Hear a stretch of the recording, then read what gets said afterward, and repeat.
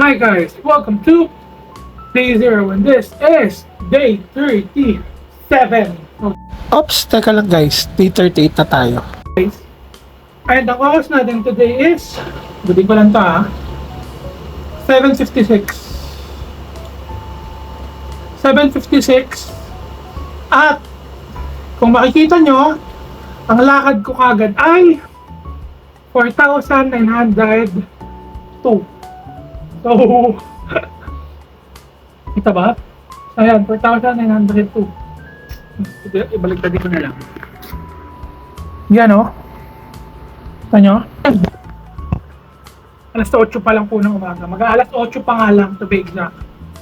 Bakit? Ito ang dahilan. Tcharan!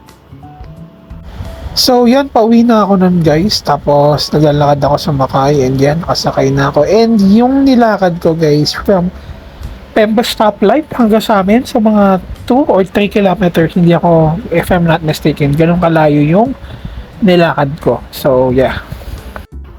So yun ang dahilan. Sobrang haba ng nilakad ko. Di ba ako natutulog?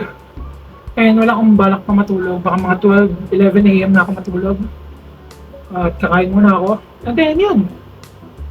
After nun, mga gabi na ako mag-gym.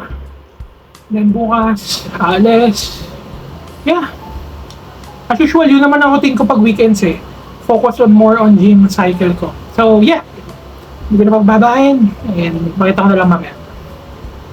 Eto guys, nag-treadmill muna ako nun kasi sumakay ako ng tricycle kasi nga masakit pa yung mga paa ko. And mga alas 10 na rin yata yan. And back workout ako and tricep. And sira yung isang machine kaya dyan ako nagtataga sa may pang tricep at na ano. Anyways, it's okay. So ayan, back workout pa rin yan. Tapos yan, tricep. Pang last ko yung tricep. Tapos yung boxing, hindi ko na rin binidyohan. And yan yung nilakad ko, 7,360. And we are up for like 3,000 something. And yeah, please like, comment, and share. And follow for more.